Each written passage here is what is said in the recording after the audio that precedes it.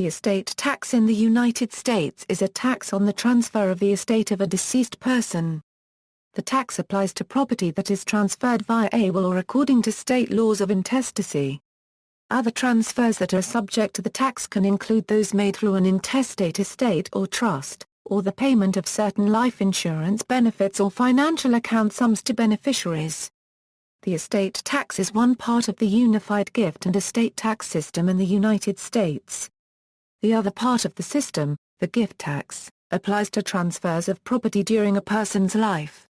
In addition to the federal estate tax, many states have enacted similar taxes. These taxes may be termed an inheritance tax. The tax is often the subject of political debate, and opponents of the estate tax call it the death tax. If an asset is left to a spouse or a federally recognized charity, the tax usually does not apply.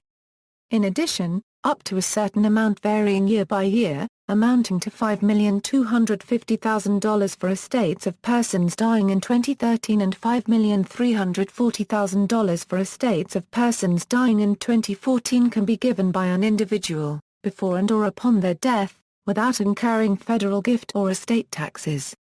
Federal estate tax. The federal estate tax is imposed on the transfer of the taxable estate of every decedent who is a citizen or resident of the United States. The starting point in the calculation is the gross estate. Certain deductions from the gross estate are allowed to arrive at the taxable estate. The gross estate for federal estate tax purposes often includes more property than that included in the probate estate under the property laws of the state in which the decedent lived at the time of death. The gross estate may be considered to be the value of all the property interests of the decedent at the time of death. To these interests are added the following property interests generally not owned by the decedent at the time of death: the value of property to the extent of an interest held by the surviving spouse as a dower or courtesy.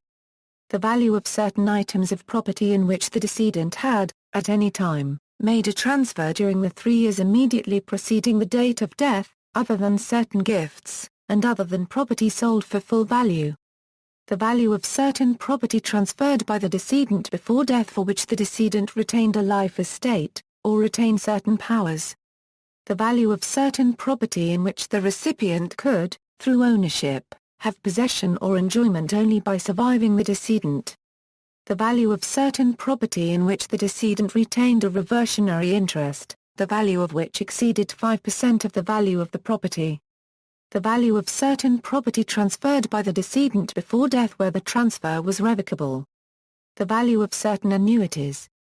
The value of certain jointly owned property, such as assets passing by operation of law or survivorship, that is joint tenants with rights of survivorship or tenants by the entirety, with special rules for assets owned jointly by spouses.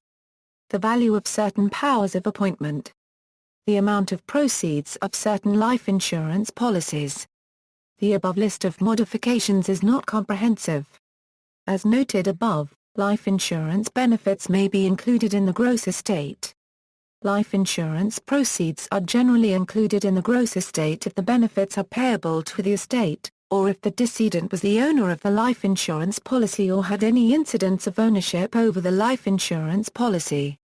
Similarly, bank accounts or other financial instruments which are payable on death, or transfer on death are usually included in the taxable estate, even though such assets are not subject to the probate process under state law. Deductions in the taxable estate. Once the value of the gross estate is determined, the law provides for various deductions in arriving at the value of the taxable estate.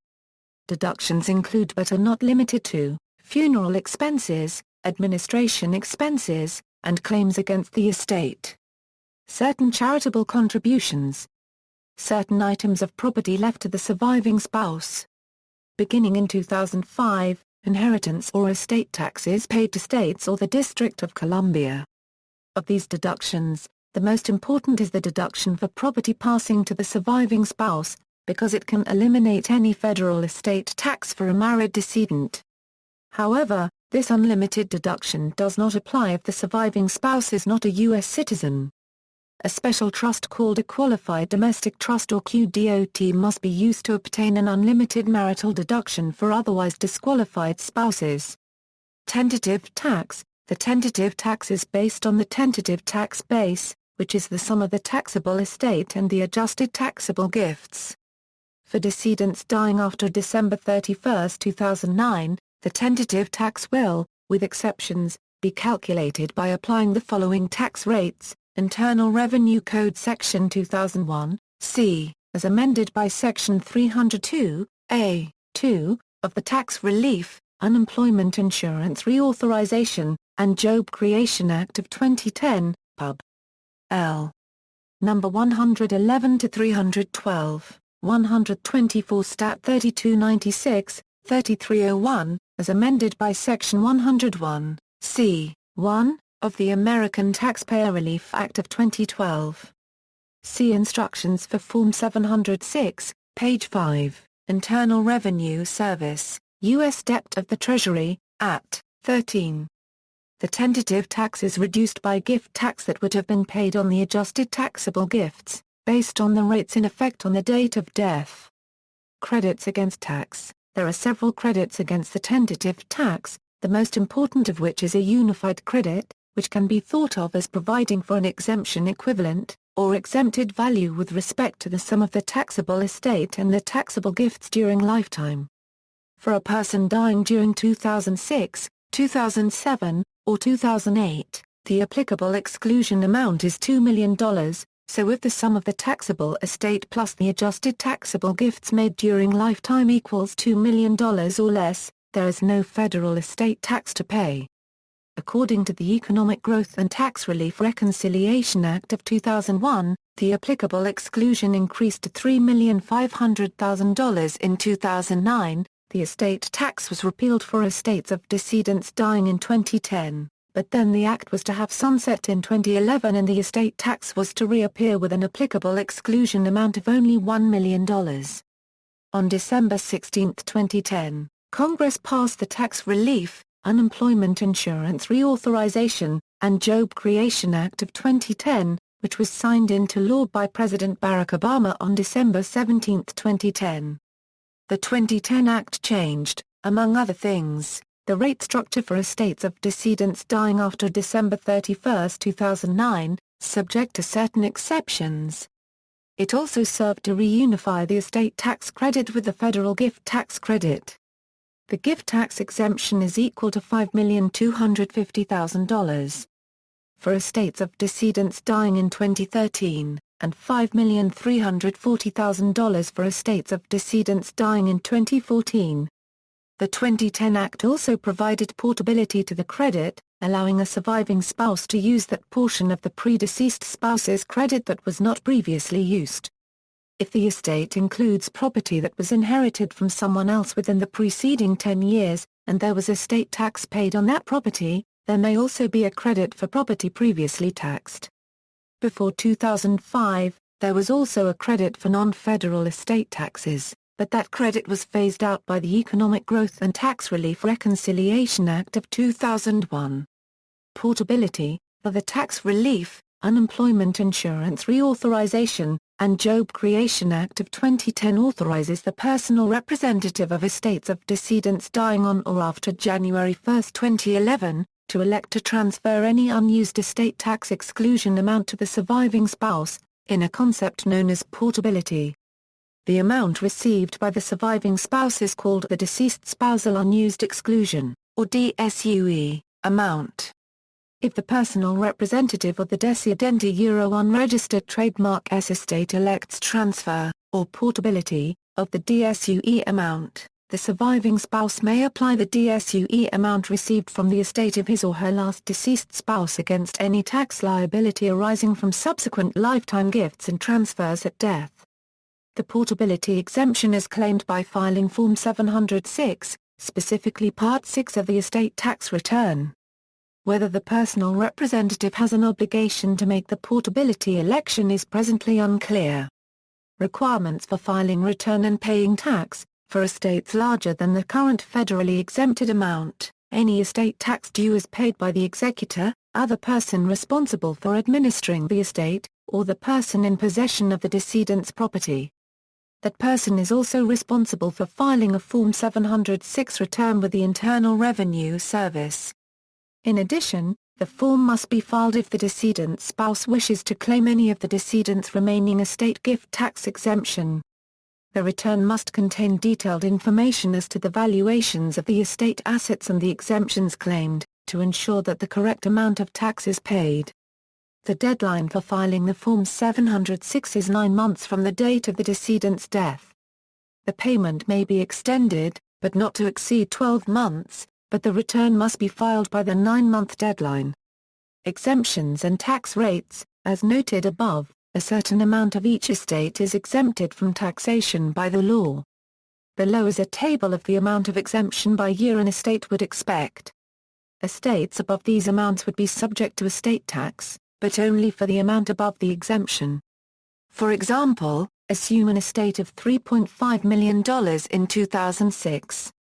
There are 2 beneficiaries who will each receive equal shares of the estate. The maximum allowable credit is $2 million for that year, so the taxable value is therefore $1.5 million. Since it is 2006, the tax rate on that $1.5 million is 46%. So the total taxes paid would be $690,000. Each beneficiary will receive $1 million of untaxed inheritance and $405,000 from the taxable portion of their inheritance for a total of $1,405,000. This means the estate would have paid a taxable rate of 19.7%.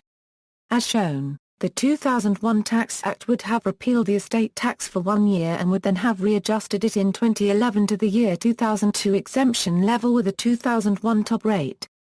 That is, had no further legislation been passed, the estate of a person who deceased in the year 2010 would have been entirely exempt from tax, while that of a person who deceased in the year 2011 or later would have been taxed as heavily as in 2001. However, on December 17, 2010, Congress passed the Tax Relief, Unemployment Insurance Reauthorization, and Job Creation Act of 2010.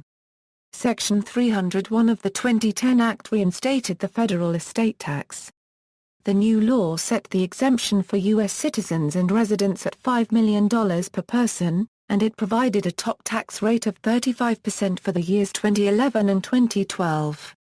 On January 1, 2013, the American Taxpayer Relief Act of 2012 was passed, which permanently establishes an exemption of $5 million per person for U.S. citizens and residents, with a maximum tax rate of 40% for the year 2013 and beyond.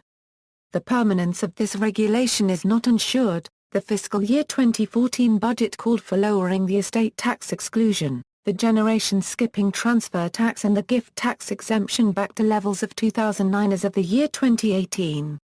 Non-residents, the $5 million exemption specified in the Acts of 2010 and 2012 apply only to U.S. citizens or residents, not to non-resident aliens. Non-resident aliens have only a $60,000 exclusion. This amount may be higher if a gift and estate tax treaty applies. For estate tax purposes, the test is different in determining who is a non-resident alien, compared to the one for income tax purposes. This is a subjective test that looks primarily at intent. The test considers factors such as the length of stay in the United States, frequency of travel, size, and cost of home in the United States, location of family, participation in community activities, participation in U.S. business and ownership of assets in the United States, and voting. A foreigner can be a U.S. resident for income tax purposes, but not be domiciled for estate tax purposes. An NRA is subject to a different estate tax regime than a U.S. taxpayer. The estate tax is imposed only on the part of the gross NRA's estate that at the time of death is situated in the United States. These rules may be ameliorated by an estate tax treaty. The U.S. does not maintain as many estate tax treaties as income tax treaties, but there are estate tax treaties in place with many of the major European countries, Australia, and Japan. U.S. real estate owned by the NRA through a foreign corporation is not included in an NRA's estate. The corporation must have a business purpose and activity, lest it be deemed a sham designed to avoid U.S. estate taxes. Non-citizen spouse. The estate tax of a deceased spouse depends on the citizenship of the surviving spouse. All property held jointly with a surviving non-citizen spouse is considered to belong entirely to the gross estate of the deceased, except for the extent the executor can substantiate the contributions of the non-citizen surviving spouse to the acquisition of the property. U.S. citizens with a non-citizen spouse do not benefit from the same marital deductions as those with a U.S. citizen spouse. Furthermore, the estate tax exemption is not portable among spouses if one of the spouses is a non-citizen. Inheritance tax at the state level. Many U.S. states also impose their own estate or inheritance taxes, and some, such as Kentucky, impose both. Some states piggyback on the federal estate tax law in regard to estate subject to tax. Some states' estate taxes, however, operate independently of federal law, so it is possible for an estate to be subject to state tax while exempt from federal tax. In Kentucky, the inheritance tax operates separately from either the state or federal estate tax. The inheritance tax is imposed on beneficiaries and based on the amount received from the estate, with some close relatives exempt from this tax by statute. Washington State. In 2005, the Washington estate tax law was challenged in a class action suit Hemphill, al. v. State of Washington. Tax mitigation. Estate tax rates and complexity have driven a vast array of support services to assist clients with a perceived eligibility for the estate tax to develop tax avoidance techniques. Many insurance companies maintain a network of life insurance agents, all providing financial planning services, guided towards providing death benefit that covers paying estate taxes. Many suggested techniques involve costly or overcomplicated products.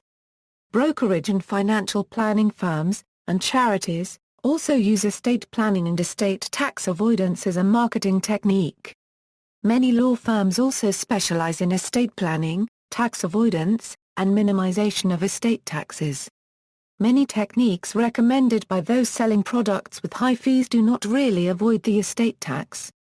Instead, they claim to provide a leveraged way to have liquidity to pay for the tax at the time of death. It is very important for those whose primary wealth is in a business they own, or real estate, or stocks, to seek professional legal advice. In one technique marketed by commissioned agents, an irrevocable life insurance trust is recommended, where the parents give their children funds to pay the premiums on life insurance on the parents. Structured in this way, life insurance proceeds can be free of estate tax. However, if the parents have a very high net worth and the life insurance policy would be inadequate in size due to the limits in premiums, a charitable remainder trust may be recommended, but should be critically reviewed. The client, however, may lose access to the asset placed in the COUT. Proponents of the estate tax, and lobbyists for high commission financial products, argue the tax should be maintained to encourage this form of charity. History. Taxes which apply to estates or to inheritance in the United States trace back to the 18th century. According to the IRS, a temporary stamp tax in 1797 applied a tax of varying size depending on the size of the bequest, ranging from 25 cents for a bequest between $50 a euro $100, to $1 for each $500. The tax was repealed in 1802. In the 19th century, the Revenue Act of 1862 and the War Revenue Act of 1898 also imposed rates, but were each repealed shortly thereafter. The modern estate tax was enacted in 1916. The modern estate tax was temporarily phased out and repealed by tax legislation in 2001. This legislation gradually dropped the rates until they were eliminated in 2010. However, the law did not make these changes permanent and the estate tax returned in 2011.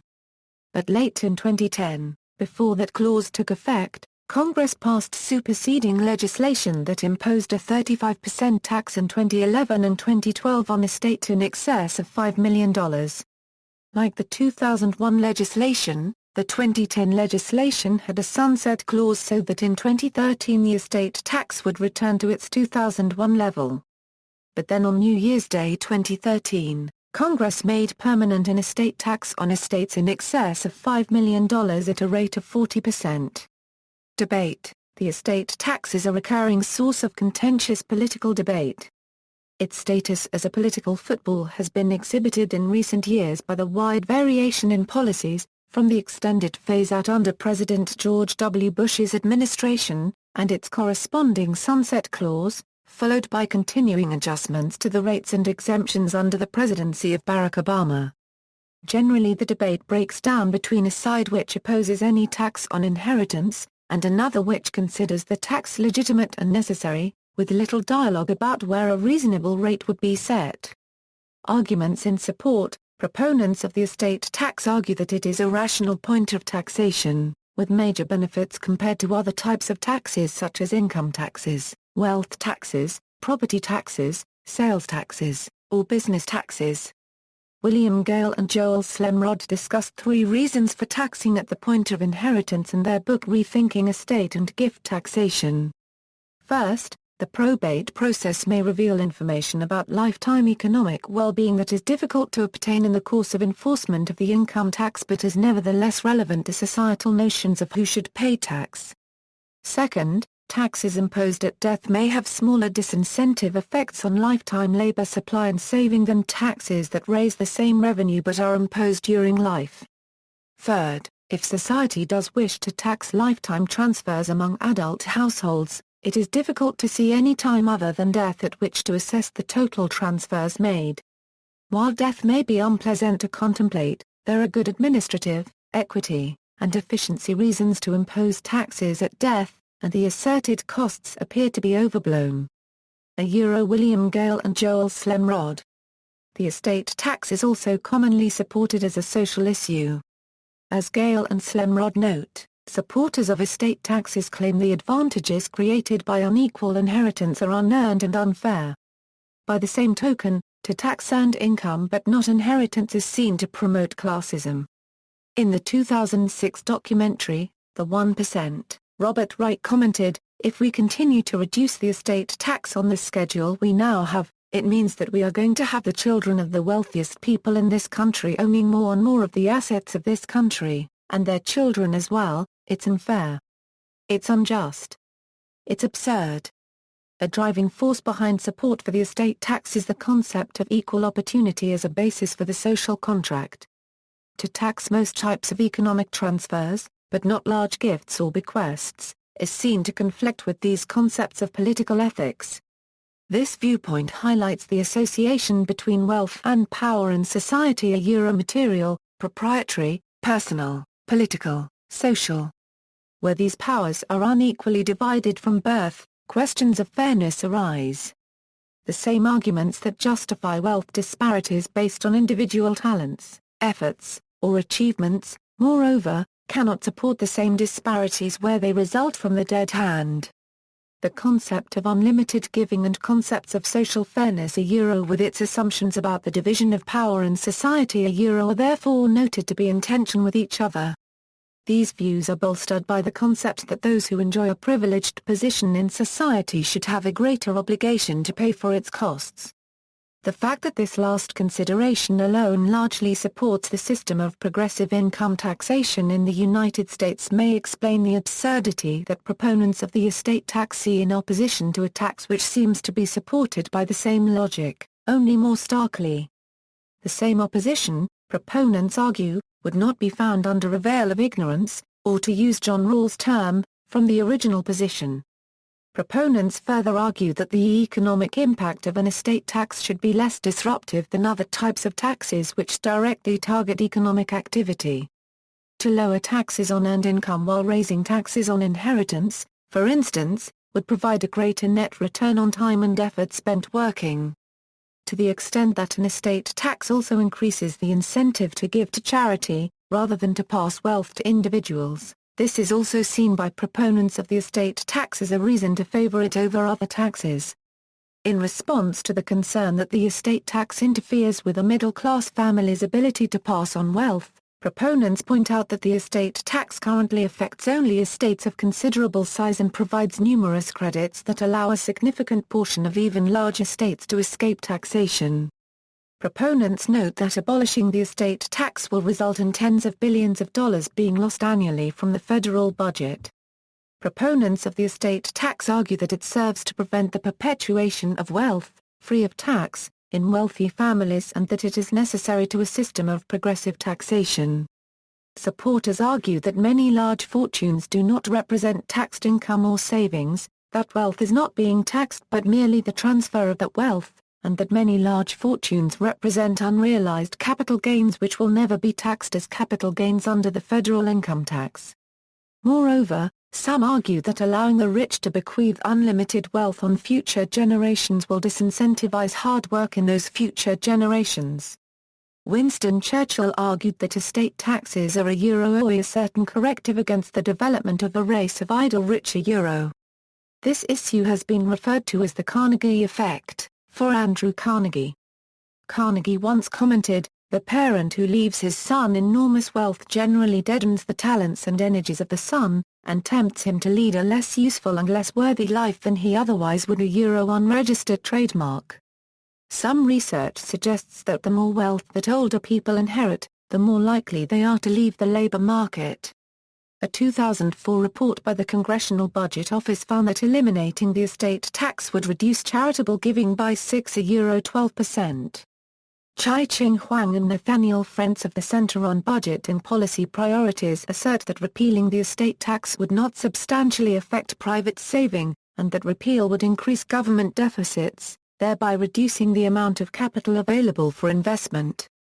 Proponents of the estate tax tend to object to characterizations it operates as a double or triple taxation. They point out many of the earnings subject to estate tax were never taxed because they were unrealized gains. Others note double and triple taxation is common or argue the estate tax should be seen as a single tax on the inheritors of large estates. Proponents consider this argument, like reference to the tax as a death tax, and claims about the loss of family farms, to be a disingenuous attempt to cloud the issue by individuals wanting to bestow unlimited advantages on their offspring without regard for broader social vitality.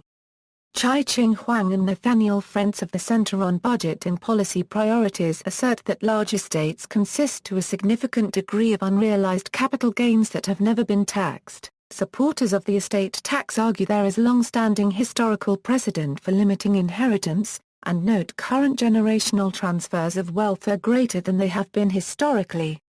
In ancient times, funeral rites for lords and chieftains involved significant wealth expenditure on sacrifices to religious deities, feasting, and ceremonies.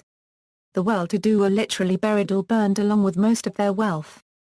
These traditions may have been imposed by religious edict, but they served a real purpose, which was to prevent accumulation of great disparities of wealth, which, estate tax proponents suggest, tended to avoid destabilizing societies and prevented social imbalance, eventual revolution, or disruption of functioning economic systems.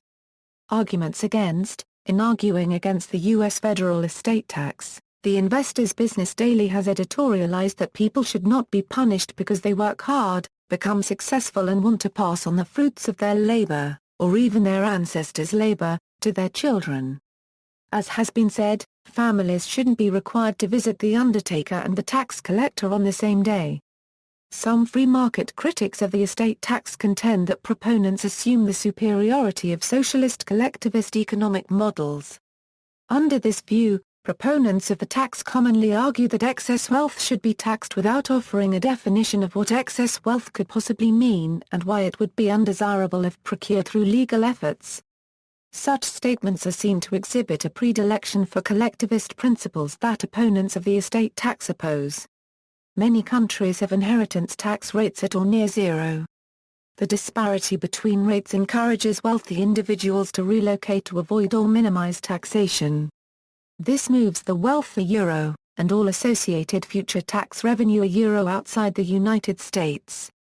As a result of transferring wealth abroad, the estimated tax generation claimed by proponents of the estate tax will likely be far less than that claimed and will likely lower the future tax base within the United States. The Tax Foundation, a think tank tied to various conservative groups, has published research claiming that the estate tax acts as a strong disincentive toward entrepreneurship.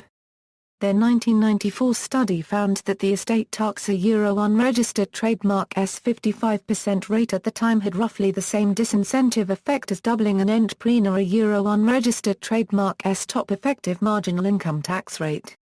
The estate tax has also been found to impose a large compliance burden on the U.S. economy. Similar past economic studies from the same group have estimated the compliance costs of the federal estate tax to be roughly equal to the amount of revenue received a Euro, nearly 5 times more costly per dollar of revenue than the federal income tax a Euro, making it one of the national Euro unregistered trademark S most inefficient revenue sources. Another argument against the estate tax is that the tax obligation in itself can assume a disproportionate role in planning, possibly overshadowing more fundamental decisions about the underlying assets. In certain cases, this is claimed to create an undue burden. For example, pending estate taxes could become an artificial disincentive to further investment in an otherwise viable business a Euro, increasing the appeal of tax or investment reducing alternatives such as liquidation, downsizing, divestiture, or retirement. This could be especially true when an estate's value is about to surpass the exemption equivalent amount. Older individuals owning farms or small businesses, when weighing ongoing investment risks and marginal rates of return in light of tax factors, may see less value in maintaining these taxable enterprises. They may instead decide to reduce risk and preserve capital, by shifting resources, liquidating assets, and using tax avoidance techniques such as insurance policies, gift transfers, trusts, and tax-free investments. Another argument is that the estate tax burdens farmers because agriculture involves the use of many capital assets, such as land and equipment, to generate the same amount of income that other types of businesses generate with fewer assets. Individuals, partnerships, and family corporations own 98% of the national Euro unregistered trademark S 2.2 million farms and ranches. The estate tax may force surviving family members to sell land, buildings, or equipment to keep their operation going. The National Farmers Union advocated relief for farmers by increasing the exemption per estate to $5 million. Americans Standing for the Simplification of the Estate Tax advocated relief for farmers and small business owners by eliminating death as a taxable event in what the group describes as a down payment on their estate taxes during their earning years.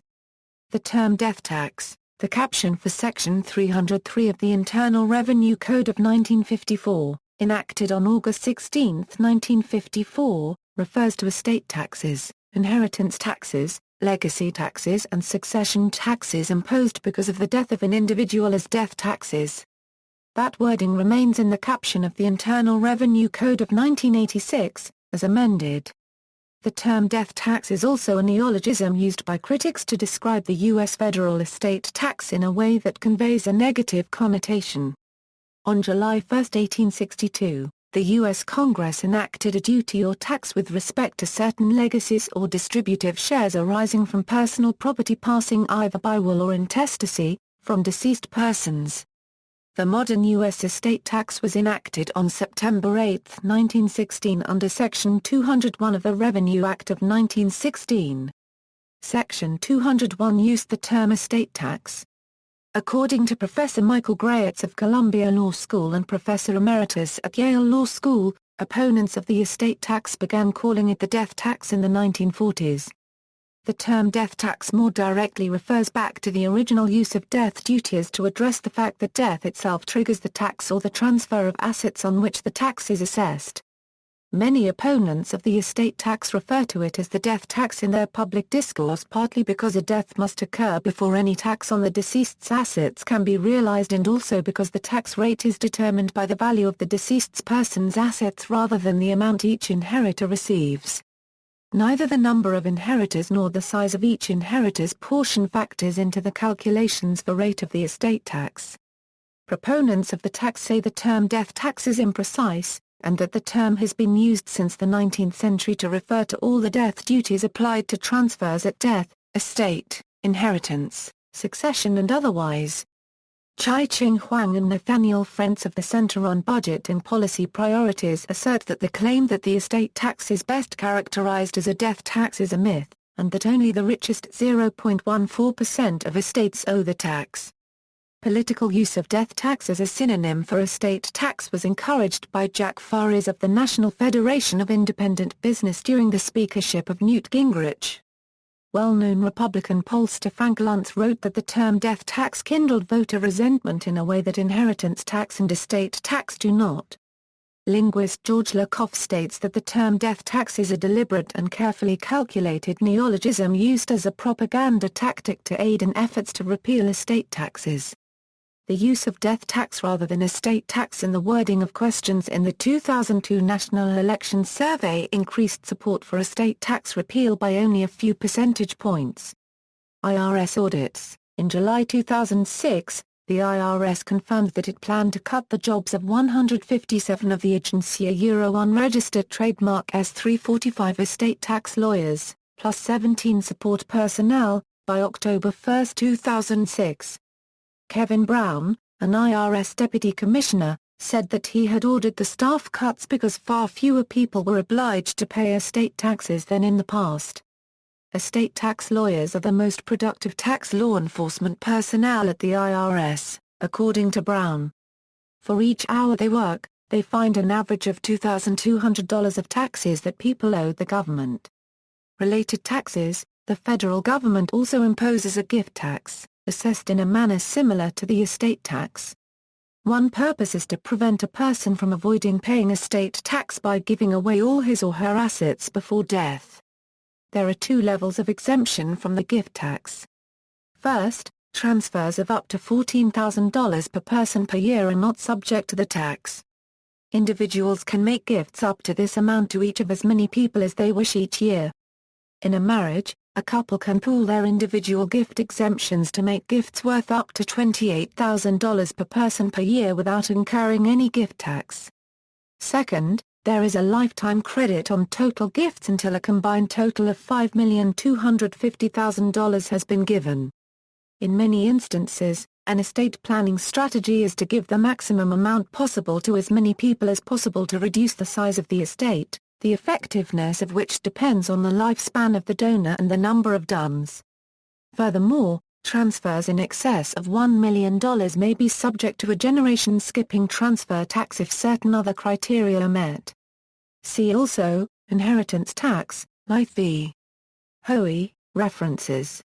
Further reading, Cost and Consequences of the Federal Estate Tax, a Joint Economic Committee Study, http www.house.gov Publications 05-01-06 Estate Tax PDF.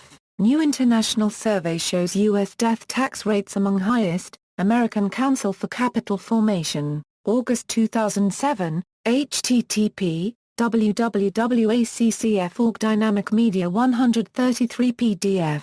Ian Shapiro and Michael J. Grayetz, Death by a Thousand Cuts, The Fight Over Taxing Inherited Wealth. Princeton University Press, hardcover, 372 pages, ISBN 0-691-12293-8, William H. Gates, Sr.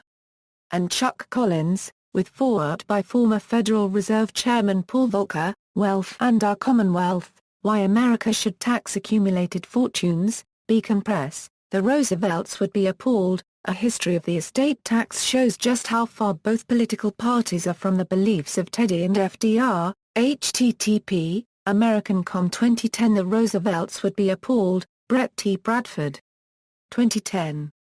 The Estate Planning Perils of 2010 and Beyond the Selected Works of Brett T. Bradford, http, Works by Presscom 1, External links, The Origin of the Federal Estate Tax, nodeathtax.org, American Family Business Institute, a trade association of family business owners and farmers working for repeal of the estate tax. IRS Publication 950, Introduction to Estate and Gift Taxes, revised October 2011. Estate Tax Pyramid Scheme, a June 2006 article by former U.S. Secretary of Labor Robert Bernard Reich arguing for the estate tax. Death and Taxes 2010 inches A visual guide to where your federal tax dollars, deathtax.com an anti-inheritance tax campaign by a Seattle family-owned newspaper. Gross estate and net estate tax on farms and businesses in 2004, from the Tax Policy Center website. Ads exaggerate what the tax costs farmers, small businesses. A June 2005 article from Fact Check, Death Tax Deception article from Dollars and Cents magazine. Sterling Harwood, Is Inheritance Immoral? In Louis P. Pojman, Political Philosophy. www.sterlingharwood.com. David Runciman, London Review of Books, June 2, 2005, Tax Breaks for Rich Murderers, Wiki Legal Comment, Night of the Living Dead, Why Death Tax Won a Unregistered Trademark Stay Dead, Wiki Legal Journal. This article is part of a study to determine if a Wiki community can produce high-quality legal research, November 18, 2006. A program at MrTuil.com gives a quick calculation of the federal estate tax.